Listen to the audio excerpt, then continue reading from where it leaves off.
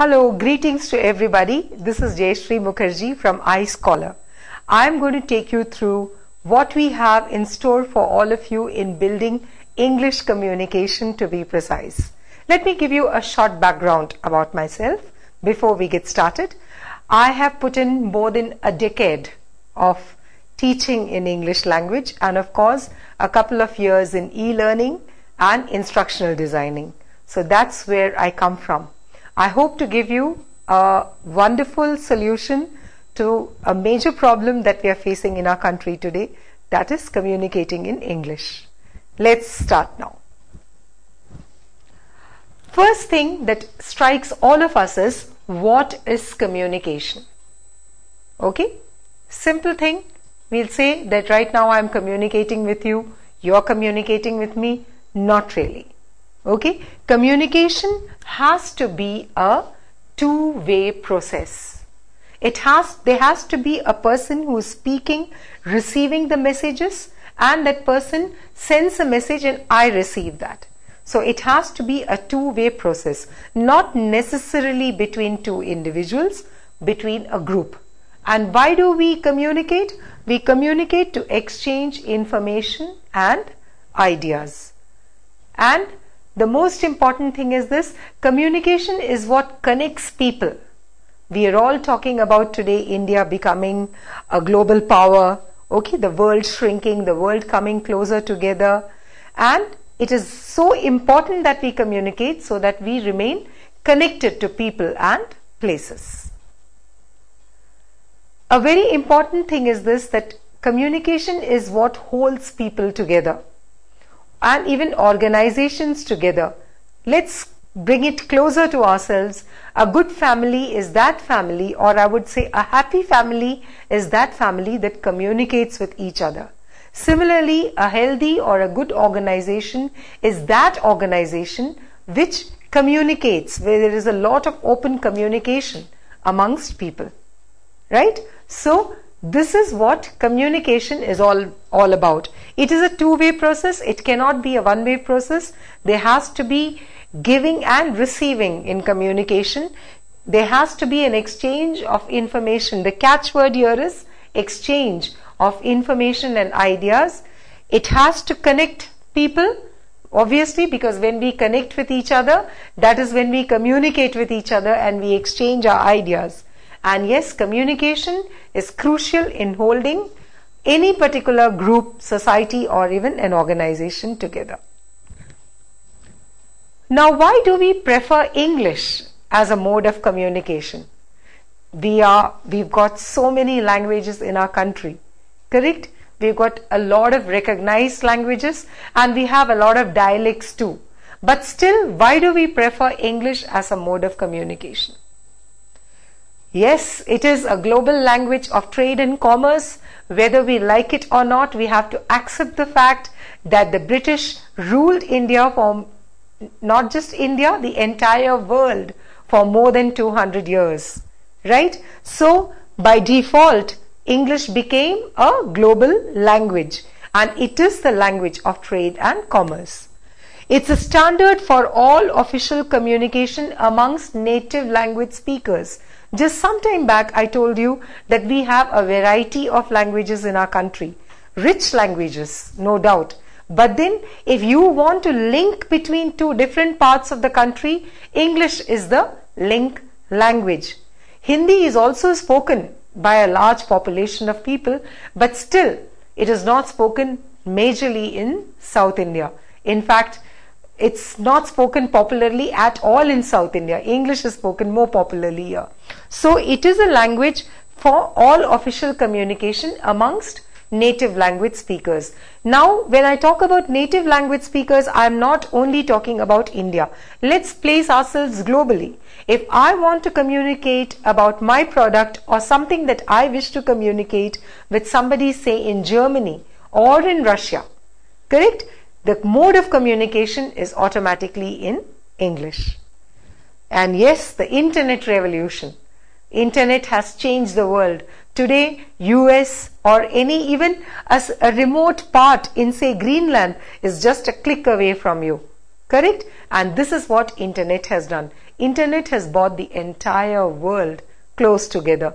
And if you want to take advantage of this internet revolution, proficiency in English or no knowledge of English communication becomes a huge advantage.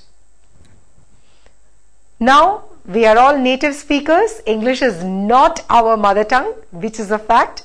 So, we have some challenges when it comes to English language. One of the major challenges that we face is it's an acquired language. Correct?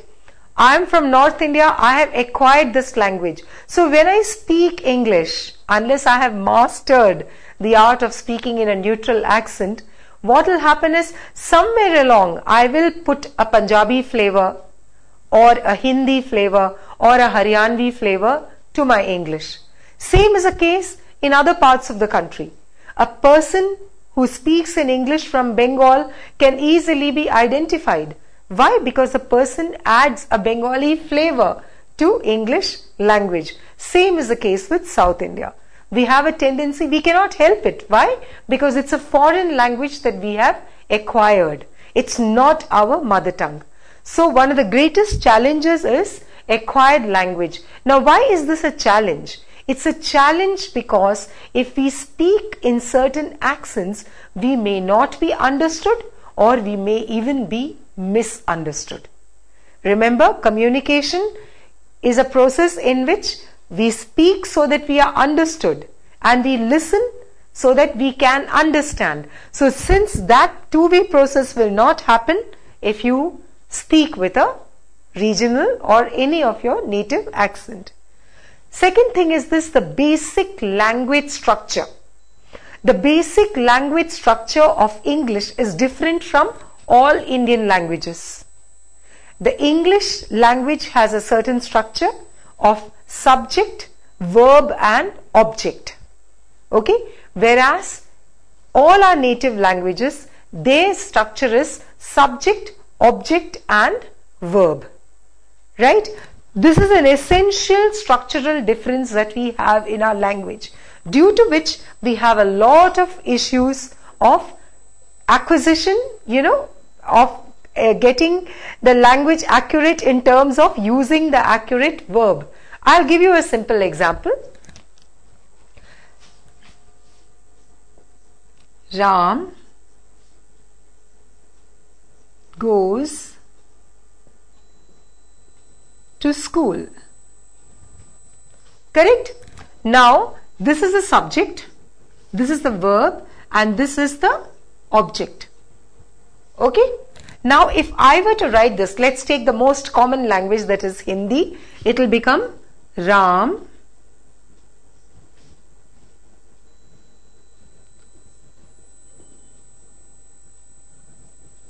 school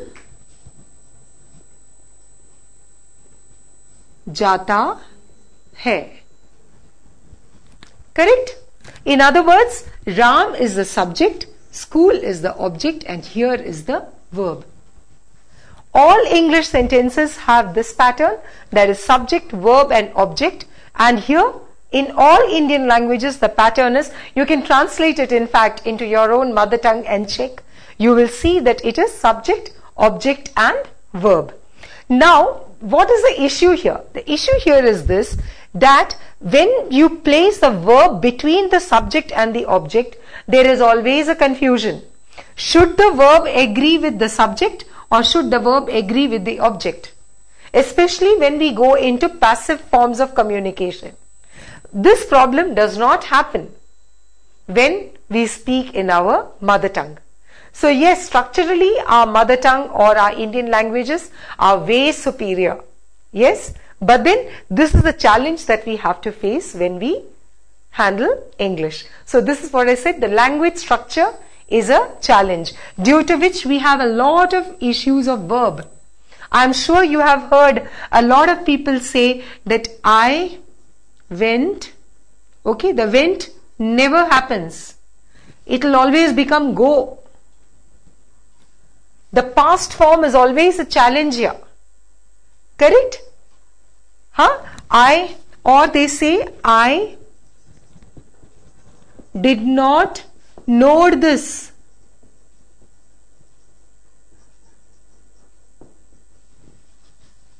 Correct? The verb form. Right? So these are the issues that we face when we acquire a new language like English. Yeah, we'll have the slide now. And yes, of course, the cultural impact. Whenever we study English, of course now we have a lot of Indian writers also in English, but whenever we study English, what we see is this, that there is a cultural impact. Okay, the culture from which English comes, the sayings, the proverbs, okay, all these proverbs are different. For example, we say in English we have a common proverb, make hay while the sun shines. Correct? Which means when the sun is shining, when everything is so good, make the best of that advantage that comes your way. Now for an Indian, this complete saying is out of context. For an Indian, sunshine or summer is not a very pleasant memory. Correct? So there is always the cultural impact also that we need to keep in mind when we do English language.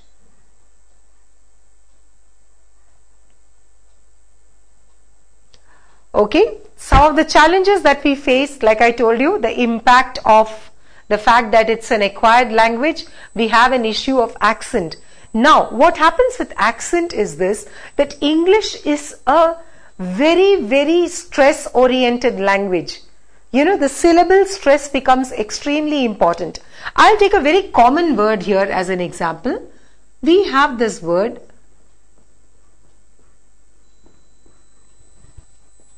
content. Now, this can be pronounced in two ways. You can say content or you can say content. Correct? You can say content or you can say content. Both are correct, but they mean different. When you say you are content, it means you are satisfied. And when you say content, we are using it as a noun form. We are using it as the contents on the slide, the contents of the session. Correct? So the meaning changes. Similarly, if you say polish, it is a shoe polish that we have. Again a noun form. But then if we say Polish, we are talking about a person from Poland. Right? So accent is extremely crucial. The way we round our O, the way we round our E, to what extent we bite our V and kiss our W's, you know, watch, when, where, not watch, when, where. It makes a lot of impact on our sounds. The way in which we place our tongue, all these things impact it. So this is one of the challenges of English language. Other, I've already discussed with you, the sentence structure, the essential structure of English language. And yes, the grammar. English grammar, it's not at all like any of our Indian languages grammar. In Indian languages, when we have a grammatical rule, it applies by and far across board. That means it applies throughout. But in English grammar, it's a grammatical structure more of exceptions than of a rule. Correct? So there are, if you have one rule in English grammar, there will be 4 exceptions attached to it. Right? Why? Because it's a language that has been used more than, you know, it's not a language that has been laid on a bedrock of grammatical structure. Right? So English grammar is again one of the challenges that we face. And I've already explained to you the cultural understanding. Right?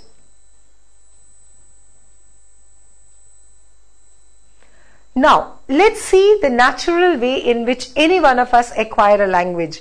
A child, for example. How does a child acquire language at home? A newborn baby in the house, right? What does a child do? The child listens to sounds. Correct?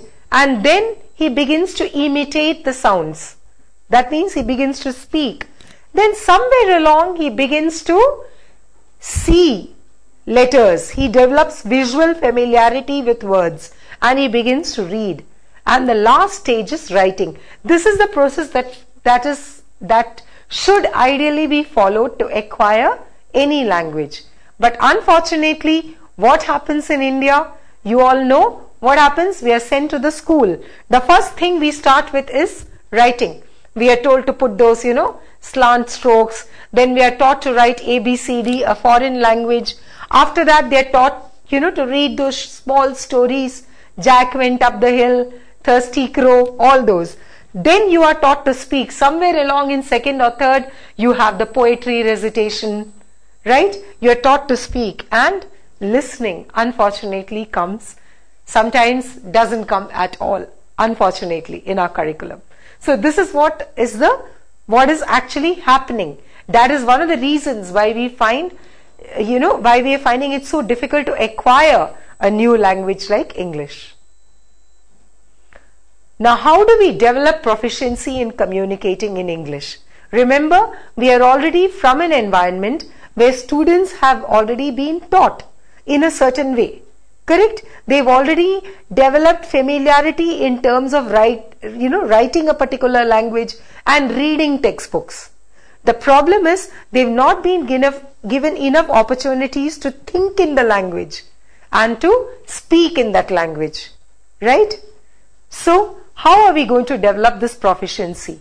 We are going to take advantage of their reading skills, introduce them to reading, then we get them to speak.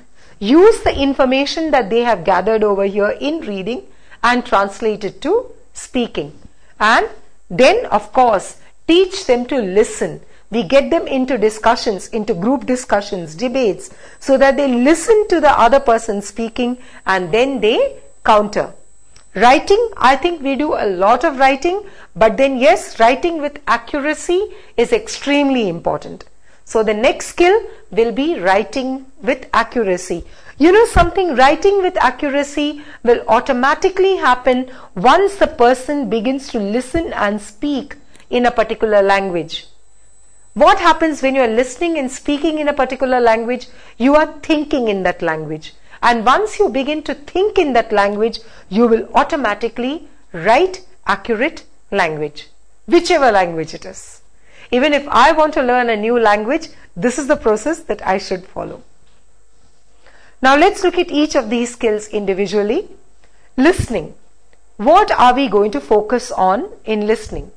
In listening, we are going to identify strategies for active listening.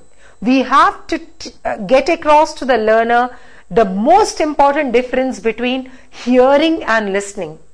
Most of the students who sit in a class, at least I remember when I used to sit in most of my classes, I would hear a lot, maybe not really listen.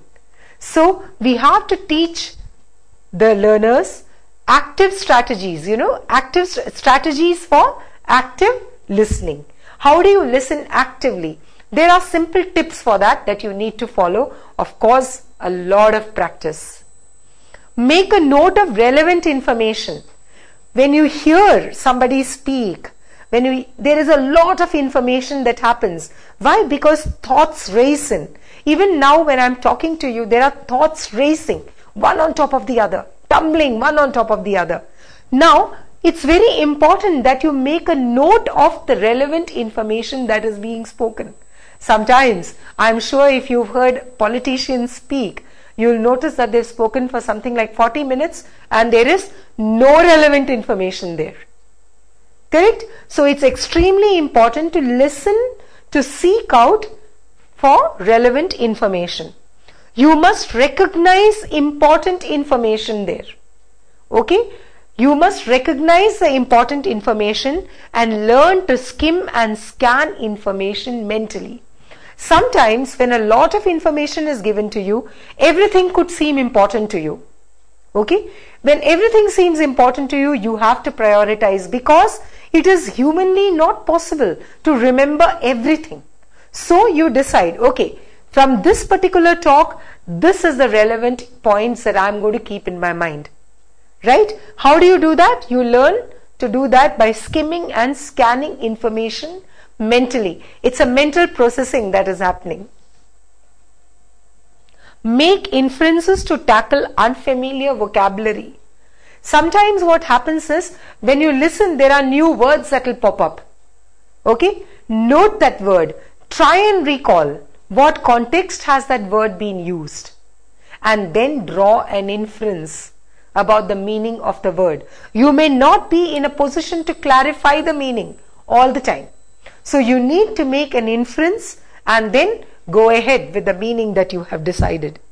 Evaluate the speaker's point of view. Okay, the speaker has tried to say something. Don't have your own judgment about it. Okay, don't hold your values on it or your judgments on it. Try and understand. Remember, communication. You want to be understood and you want to understand also. So listen to the other person's point of view and try and appreciate where that point of view comes from, what that person is trying to tell you.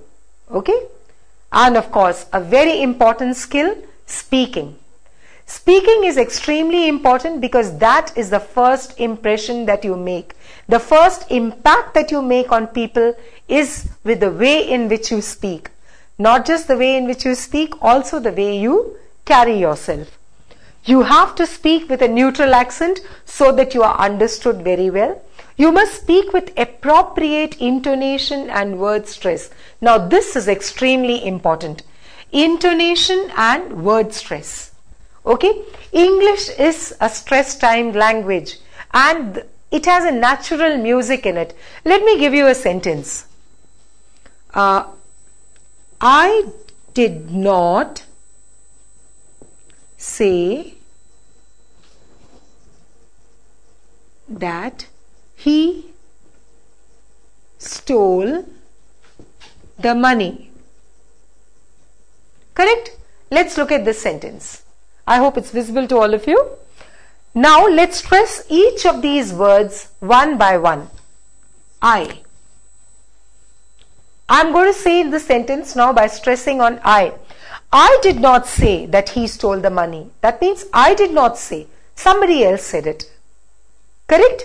Now, I did not say. Now I'm going to stress on did not. That means I did not say that he stole the money. I never said anything like that at all. It's all nonsense. I never said anything at all like that. Now let's stress on say. I did not say that he stole the money. Maybe I wrote it down. Right? Now let's stress the next word. I did not say, that is of course a conjunction, that he stole the money. I did not say that he stole the money. I said that somebody else stole, not he. Now let me stress on this. I did not say he stole the money. He borrowed it. He did not steal it at all. I did not say he stole the money. Now the last. I did not say he stole the money. He stole the scale. You know, he stole this particular stick. That's what I'm trying to say. He did not steal the money at all. What are you talking about?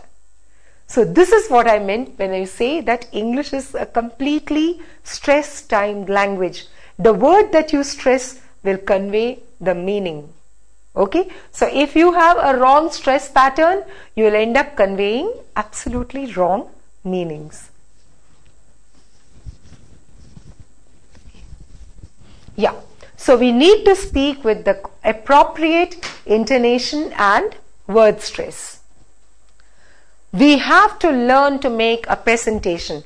Today the world is all about how you make a presentation. Now when I talk about a presentation, I am not talking about an official presentation. Okay? It could be something as simple as walking up to somebody and suggesting something.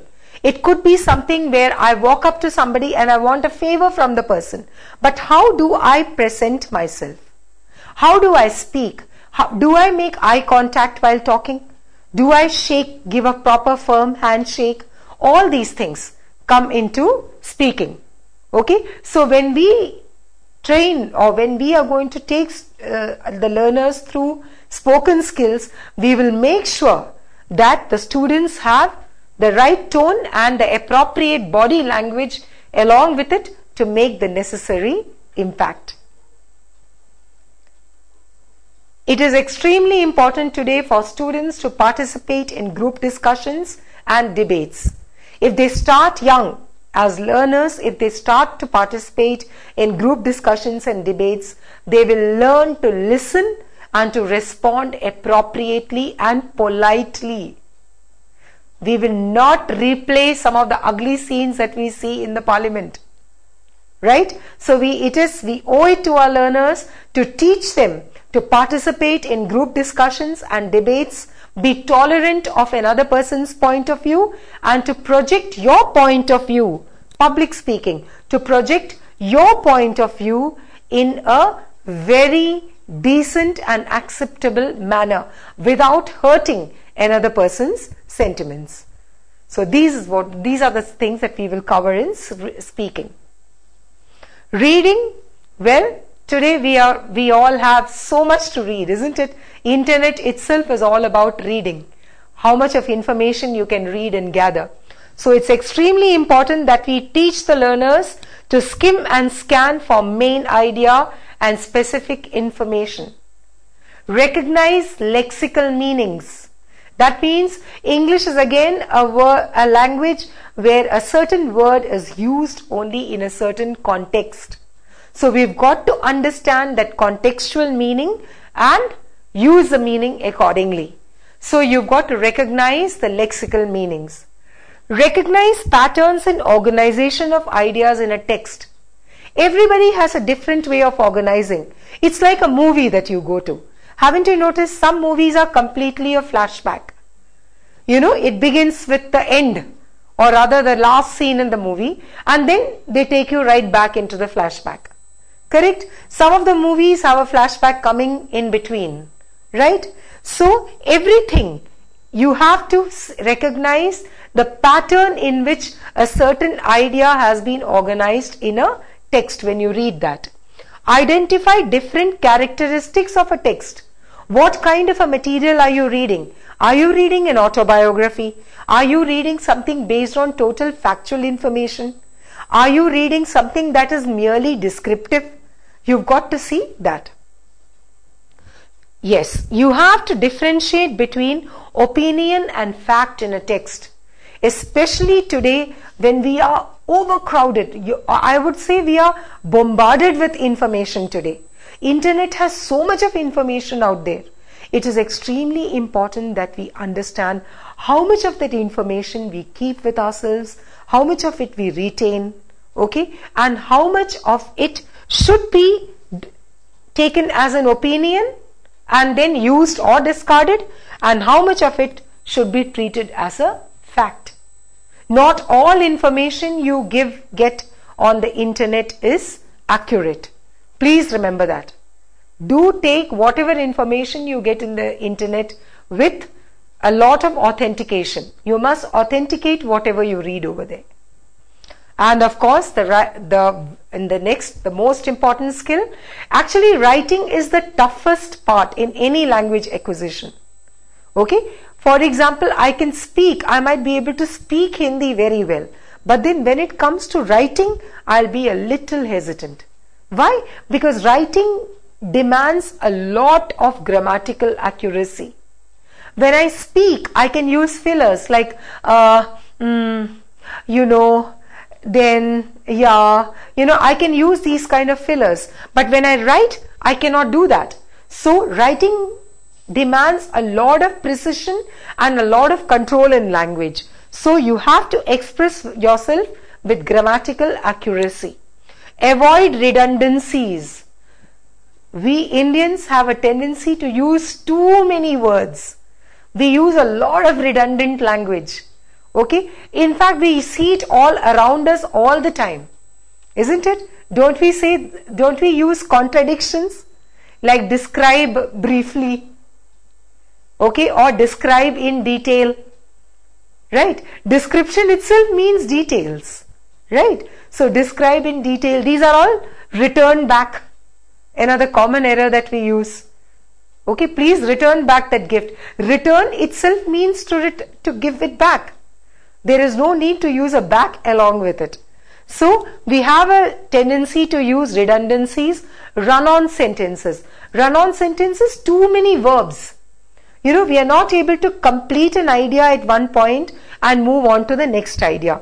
We push one idea into the other. Too many run-on sentences. And of course, we have our typical Indianisms. One of the classic Indianisms I quote is, what is your good name? Why do we say that? We say that because it's a literal translation of the Hindi word, that is Shubh Naam. Aapka Shubh Naam kya hai? Correct? So it's literally translated into what is your good name, as if somebody has a bad name, right?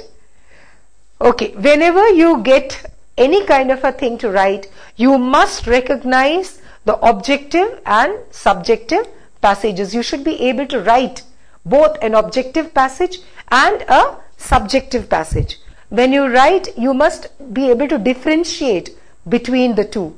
And yes, any kind of a writing that we do, when I present a point of view, I should be able to bring in comparisons and I should be able to bring in contrasting features to drive home my point of view. Okay, this is extremely important. I should be able to bring in points of comparison and contrast. Another very important skill that is required today is paraphrase and summarize. Quite often, we all live in a very busy world. We all want to, quickly race through documents. So when you get a fat document, the general reaction is, can you just paraphrase it or summarize it for me? Can you tell me in a nutshell what is it all about? So when you do that, you should be able to capture all the relevant points and then communicate that. Write essays on academic contexts. You have to write. Today, once upon a time in civil services, essay writing had been pushed into the background. They have revived it with a lot of enthusiasm. Right? So today, if you want to write effectively, it is extremely important that you learn how to use comparisons and contrasts, how to avoid redundancies, how to maintain grammatical accuracies, how to organize your thoughts in a logical manner. Right? Now, what do we have to offer you from iScholar? In English communication, what iScholar is going to offer you is live tutoring. You will have people like me come and give you tips on how to improve communication skills, right? We will have contact sessions. We will have our trained teachers come across to you and hold sessions with you so that you people have a one-on-one session along with your teacher. We have created a comprehensive curriculum keeping in mind the various education boards, okay, CBSE, the various state boards, all right, ICSE, all these boards, and we have created a comprehensive curriculum so that we manage to develop the skills, the communication skills of the learners. And yes, we also offer you teacher training. That is, if you want your faculty to be trained in whatever methods we follow, we are always ready to help you out with that. I'm sure you have a lot of questions brimming in your mind, and if you have any such questions, I'll only be too ready to answer it for you. Please contact us through email or any other way, and we look forward to hearing from you. Have a wonderful day ahead.